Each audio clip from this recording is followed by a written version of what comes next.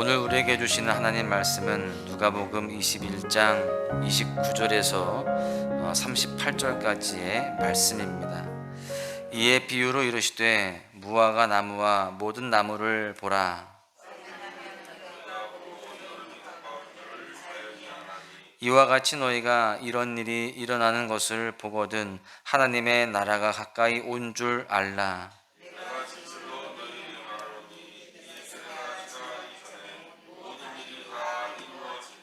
천지는 없어지겠으나 내 말은 없어지지 아니하리라.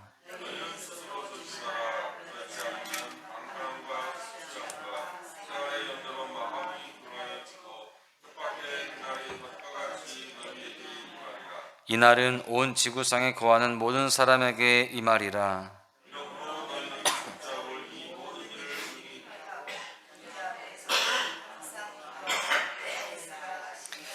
예수께서 낮에는 성전에서 가르치시고 밤에는 나가 감나원이라 하는 산에서 쉬시니 모든 백성이 그 말씀을 들으려고 이른 아침에 성전에 나아가더라. 아멘.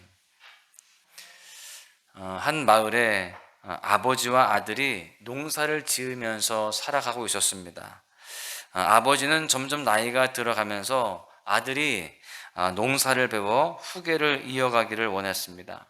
그래서 논 하나를 아들에게 맡기면서 모내기를 하도록 했습니다. 모내기를 처음 하는 아들을 위해서 모판에 잘 육성한 어린 모를 준비하고 또 논에 모를 옮겨 심는 이양기도 준비해 주었습니다. 모든 준비를 다 마친 후에 아버지는 아들에게 말했어요. 아들아, 모내기에서 가장 중요한 것은 일정한 간격으로 모를 심는 것이란다. 그래서 이양기를 몰 때 건너편에 한 지점을 정해두고 몰아야 모가 잘 심어진단다. 그리고 아버지는 아들에게 모내기를 맡기고요, 일을 보고 다시금 돌아왔습니다. 일을 마치고 돌아왔을 때 어떻게 되었을까요? 논에 심긴 모들이 예상 밖에 전부 다 삐뚤어지게 심어져 있는 것입니다. 아버지는 아들에게 화를 내면서 이렇게 말합니다. 내가 모내기를 위한 준비와 설명을 다 해줬는데 어떻게 이렇게 되었느냐? 그때 아들이 아버지에게 말합니다. 저는 아버지가 시키신 대로 다 했습니다. 건너편에 있는 강아지에게서 눈을 떼지 않고 강아지를 따라서 모를 심었습니다. 이렇게 이야기를 했어요. 즉 아들은 아버지의 말대로 했지만 이리저리 움직이는 강아지에 초점을 맞추면서 모내기를 하다 보니까 그 움직임에 따라서 모가 삐뚤어지게 심어졌던 것입니다. 여러분, 사실 이 아들의 모습이 우리의 모습과도 참 많이 닮아 있습니다. 우리도 이 세상을 살아가면서 기준을 삼는 것이 있죠. 그것이 자신의 경험이든 세상의 가르침이든 기준으로 삼는 것이 있다는 것입니다. 그런데 세상의 기준은 늘 변하고 움직인다는 겁니다. 같은 기준이라 할지라도 돈과 명예와 권력에 따라서 달라지고 변하는 것이 이 세상의 기준이다라는 것입니다. 이처럼 움직이는 세상의 기준 속에서 우리는 늘 갈팡질팡하고 또 이리저리 흔들리는 모습들을 보이게 됩니다. 특별히 말세의 때를 살아가는 우리는요, 흔들리는 세상 가운데 불변하는 기준을 가지고 살아가야 됩니다. 그럴 때 흔들리지 않을 수 있고 이 험한 세상, 이 흔들리는 세상 속에서 믿음의 여정을 끝까지 잘 걸어갈 수 있는 것입니다. 그래서 성경은 우리에게 흔들리지 않는 기준을 제시하고 있어요. 그것이 무엇이냐? 바로 예수님을 따라가는 삶이 흔들리지 않는 진리임을 말씀하고 있습니다. 특별히 오늘 본문은요, 예수님의 재림을 예언하면서 말세를 살아가는 우리가 어떻게 하면 흔들리지 않고 예수님을 맞이할 수 있는지에 대해서 교훈하고 있습니다. 바라기는 저와 여러분이요, 오늘 말씀을 함께 살펴보면서 흔들리지 않고 주님의 오심을 기다릴 수 있는 그런 모습들 되시기를 간절히 소망합니다. 오늘 말씀을 통해서 깨달을 수 있는 첫 번째 교훈은요, 예수님의 재림을 준비하는 성도는 말씀에 집중한다라는 것입니다. 본문 31절을 보십시오. 이와 같이 너희가 이런 일이 일어나는 것을 보거든 하나님의 나라가 가까이 온 줄을 알라. 오늘 본문은요, 이 세상의 종말이자 하나님의 나라가 가까이 왔음을 말씀하고 있습니다. 즉 예수님의 재림의 때가 가까이 왔음을 말씀하고 있는 것이죠. 이처럼 예수님의 재림의 때는요, 멀지 않았고 피해갈 수 있는 사람은 아무도 없습니다. 특별히 세상을 살아가는 모든 사람은 인생의 마지막 길, 죽음에 대한 두려움들을 다 가지고 있습니다. 왜냐하면 그 길을 걸어가 본 사람이 없기 때문에 그렇습니다. 미리 그 상황에 대해서 준비하고 경험한 사람들이 없습니다. 그래서 세상과 이단, 사이비들은요, 이 두려움을 이용해서 종말의 때 사람들의 눈을 가리고자 합니다. 특히 하나님께서 우리에게 요구하시는 것을 왜곡하죠. 성경 말씀을 자신들의 뜻대로 끼워서 맞춥니다. 자기 멋대로 해석을 한다는 거예요. 성경대로 살아가는 게 아니라 자신들이 살아가기 위해서 성경을 이용하는 모습들이 그 가운데 있습니다. 그러나 성도는요, 흔들리는 세상의 기준과 유혹에 흔들리면 안 됩니다. 오직 한 가지에만 집중해야 됩니다. 바로 사람의 말이 아니라 하나님의 말씀인 성경 말씀입니다. 왜냐하면 말씀은 흔들리지 않고 사라지지 않기 때문에 그렇습니다. 33절을 보십시오. 천지는 없어지겠으나 내 말은 없어지지 아니하리라. 본문은 예수님의 재림의 때에 모든 것이 다 사라지고 없어지지만 하나님의 말씀은 없어지지 않는다라고 분명히 말씀하고 있습니다. 즉 우리의 삶이 흔들리고 어지러운 때일수록 우리는 변하지 않는, 흔들리지 않는 하나님의 말씀을 굳게 붙잡아야 되는 것입니다. 그렇게 붙잡을 때에 우리가 흔들리지 않고 평안을 누릴 수 있고 또 그 가운데에 마지막 때에 하나님을 기쁨으로 맞이할 수 있는 믿음의 승리자가 될 수 있는 것입니다. 인생의 모든 순간에 하나님의 말씀을 붙드는 것이 중요하지만 특별히 인생의 마지막에 하나님의 말씀을 붙드는 것은 더욱더 중요합니다. 우리가 매 순간순간 말씀대로 살아가야 되지만 특별히 마지막 때에 하나님의 말씀을 붙드는 것이 너무나 필요하다는 것이죠. 한 사람의 마지막을 보면 그 사람이 어떻게 살아왔는지를 알 수 있고요, 그 사람이 평소에 무엇을 하느냐를 보면은요, 인생에서 어떤 것을 중요하게 생각했는지를 알 수가 있습니다.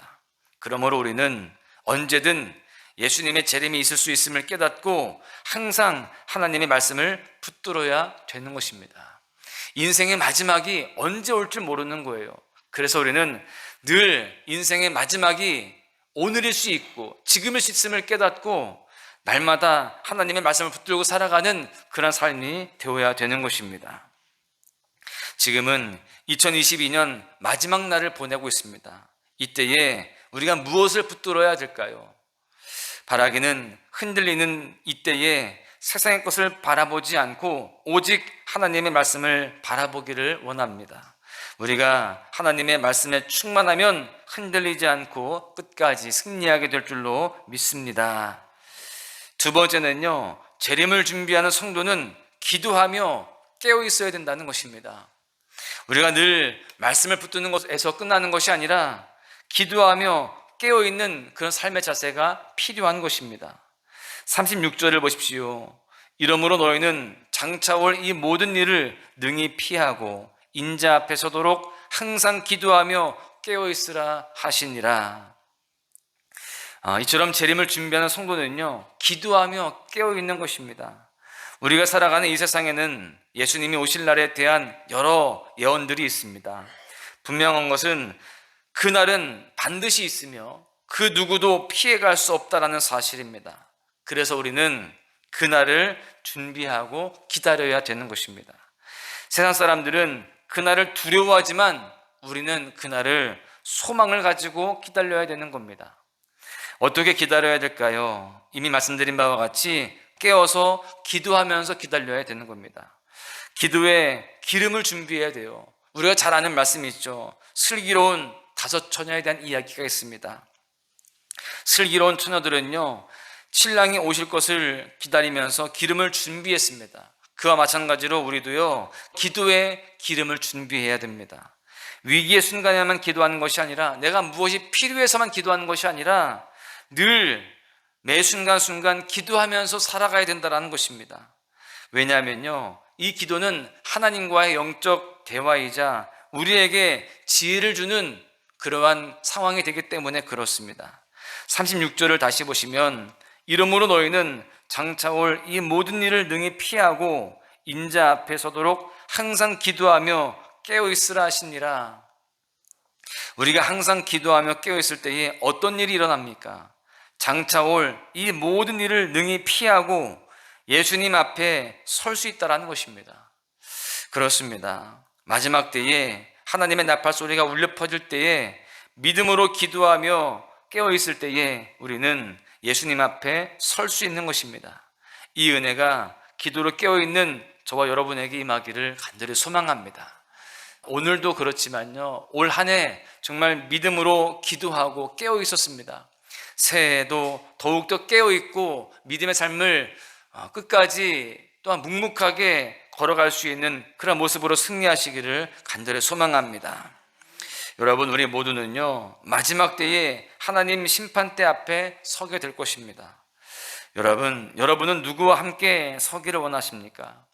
슬기롭지 못한 처녀들처럼 신랑이신 예수님을 떠나 보낼 것인가? 아니면 신랑이신 예수님 앞에 서서 그를 맞이할 것인가? 우리가 잘 선택을 해야 되는 것입니다. 바라기는 기도로 깨어 있어서 예수님 앞에 당당히 설 수 있기를 축복합니다. 왜냐하면 34절에 기록된 대로 재림의 날은 뜻밖의 덫과 같이 언제든지 우리의 삶에 일어날 수 있기 때문에 그렇습니다. 덫은 언제 나에게 올지 모르는 게 덫입니다. 여러분, 그래서 우리는 이 일이 언제 일어날지라도 우리는 그것을 기쁨과 소망으로 맞이할 수 있도록 깨어 기도하며 그렇게 살아가야 됩니다. 그럴 때에 우리는 모든 어려운 일들을 피하고 예수님과 저 천국에서 기쁨을 누리는 복된 삶이 되게 될 줄로 믿습니다.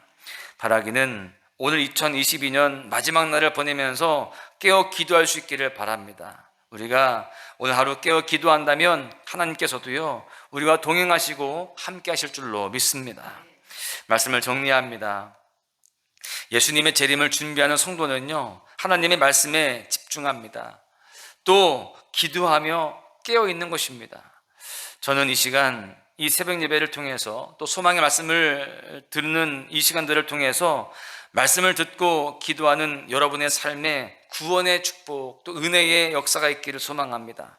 말씀에 집중할 때에 흔들리지 않으며 또한 깨어 기도하면 심판을 피하고 천국의 그 영성의 기쁨을 누리게 될 줄로 믿습니다.